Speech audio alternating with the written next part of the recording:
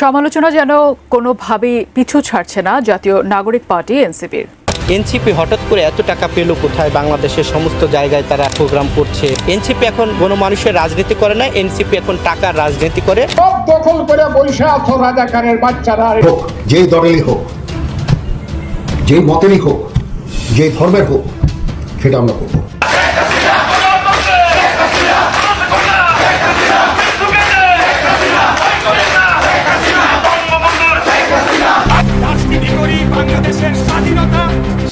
এদিকে স্বাধীন দেশে হঠাৎ করে কি নাকি হয়ে যাচ্ছে, আরও দিনে দিনে বাংলাদেশ ধ্বংসের দিকে এগিয়ে যাচ্ছে বলে মনে করেন অনেক রাজনৈতিক ব্যক্তিবর্গ। তাই এবার রাঙ্গামাটিতে ছাত্র সমাজ খেপে গিয়ে 10 মিনিটের মধ্যে সেখান থেকে সার্জিস ও হাসনাত ও নাহিদদেরকে ছেড়ে যাওয়ার ঘোষণা দিয়েছে। আজকে রাঙ্গামাটির ছাত্র সমাজ ক্ষুব্ধ হয়েছে এবং ক্ষুব্ধ হওয়ার পরে রাঙ্গামাটি জেলা ছাত্র দলের পক্ষ থেকে আমরা তাদেরকে 10 মিনিটের সময় বেঁধে দিয়েছিলাম। ধন্যবাদ জানাই, 10 মিনিটের আগেই তারা রাঙ্গামাটি ত্যাগ করে পালিয়েছে। সূত্র ধরে জানা যায়, বিএনপির নেতা সালাহুদ্দিনকে নিয়ে কুরুচিপূর্ণ বক্তব্য দেওয়াতে এনসিপির মঞ্চ ভাঙচুর করেছে বিএনপির কর্মীরা।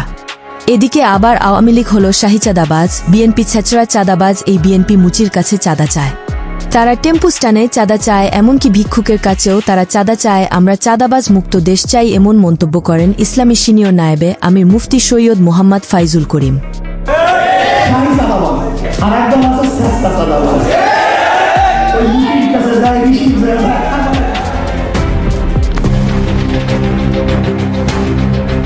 অন্যদিকে আবার বিএনপির সিনিয়র কর্মী সালাহুদ্দিনকে কটাক্ষ করায় এনসিপিকে রাজনৈতিকভাবে ঘেরাও করার হুঁশিয়ারি দিয়েছে ইশরাক হোসেন।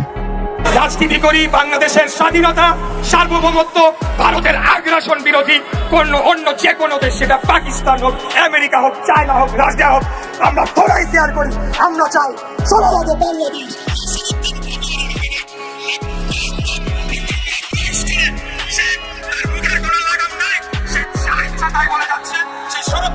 কথা বলে যাচ্ছে।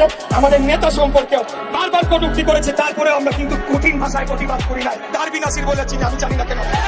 এই ডারবি নাসিরকে হুঁশিয়ারি দিতে চাই, মুখ সামলে কথা বলেন, তা না হলে আপনাদেরকে রাজনৈতিকভাবে ঘেরাও দিয়ে আপনাদের রাজনীতি ইতি আমরা সেখানে যে ছাত্ররা আজ পড়াশোনা করার কথা, তারাই এখন দেশের রাজনৈতিক নেতা সেজে বিভিন্ন জায়গায় গিয়ে সমাবেশ করছে।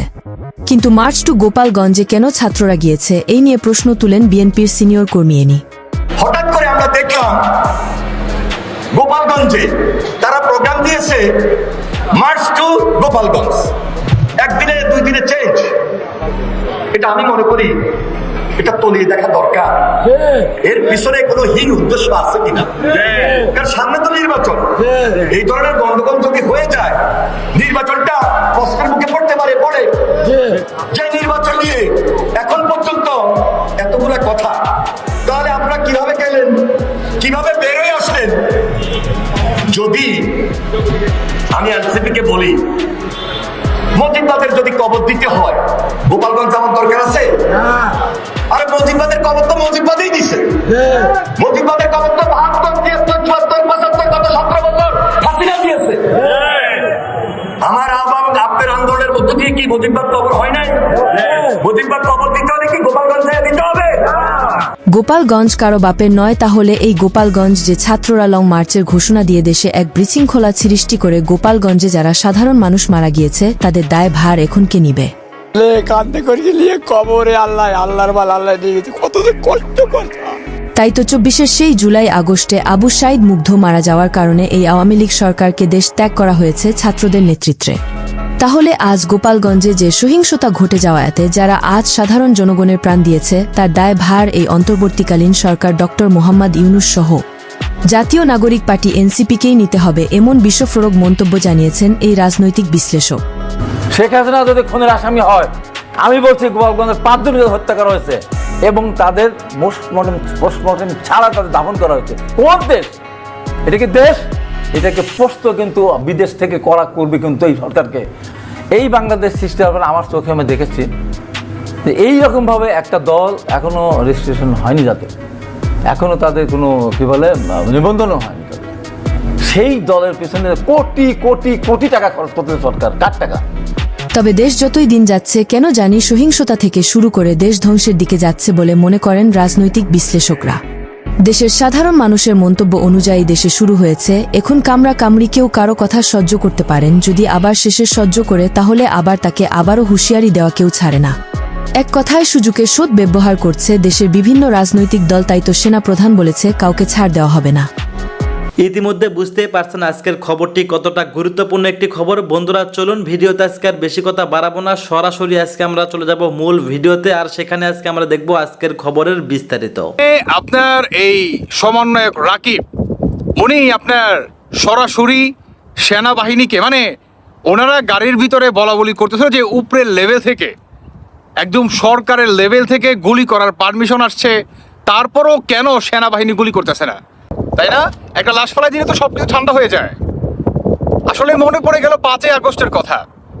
5ই আগস্ট তো শেখ হাসিনা এভাবেই বলছিল, তাই না? মানে আপনারা তথাকথিত, যদিও এইরকম কোনো কল রেকর্ড শেখ হাসিনার এখন পর্যন্ত বের হয় না বা আমরা কেউ জনগণ শুনি নাই, কিন্তু এখানে 12 লাখ মানুষকে তারা সরাসরি সেনাবাহিনীকে হুকুম দিচ্ছে যে আপনারা এই মানুষদের উপরে গুলি চালান।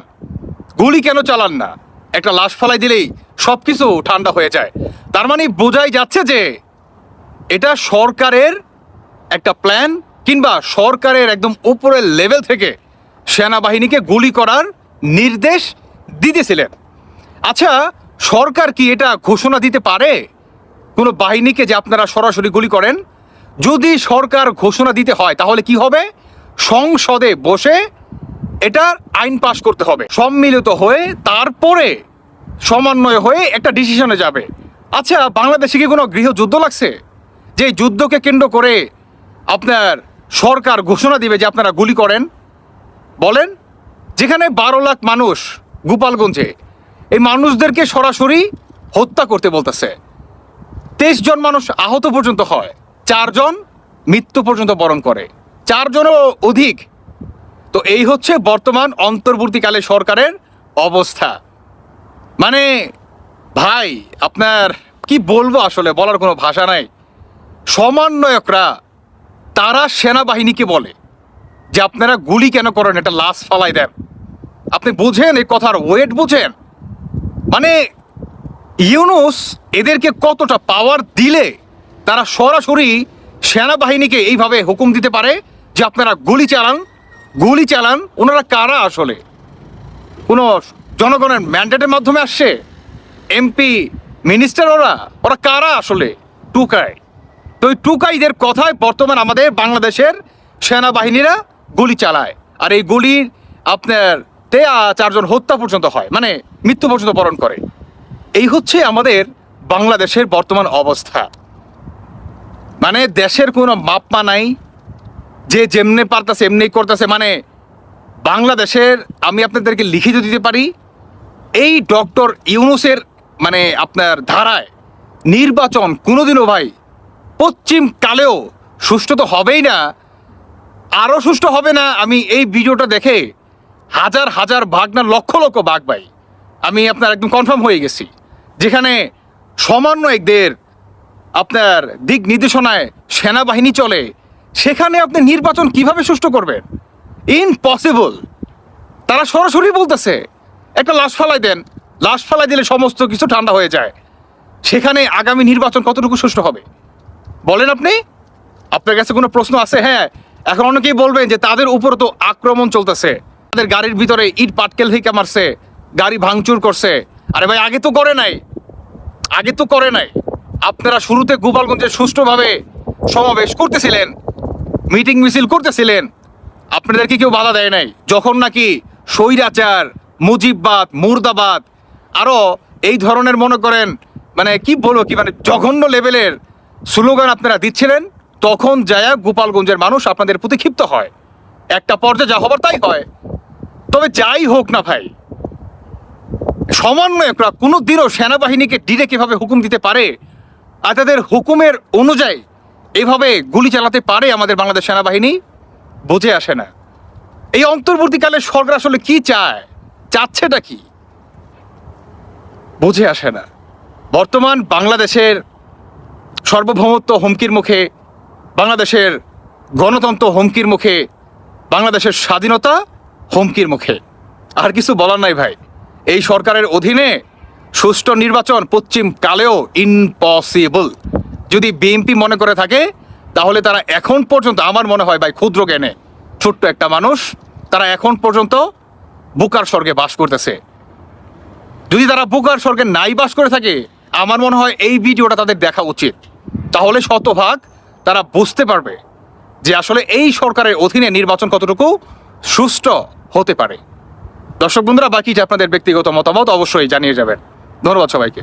আল্লাহ হাফেজ। আসসালামু আলাইকুম। ধন্যবাদ প্রিয় দর্শকবৃন্দ, আমাদের ফুল ভিডিওটি দেখার জন্য আপনাকে জানাই অসংখ্য ধন্যবাদ। তো বন্ধুরা, আজকের এই নিউজটি দেখে আপনাদের কি মতামত অবশ্যই কমেন্ট বক্সে কমেন্ট করতে ভুলবেন না। আর হ্যাঁ, এমন নিত্য নতুন আপডেট খবর সবার আগে পেতে চাইলে এখনই আমাদের এই পিচ্চি সাকিব ইউটিউব চ্যানেলটি সাবস্ক্রাইব করুন। ধন্যবাদ।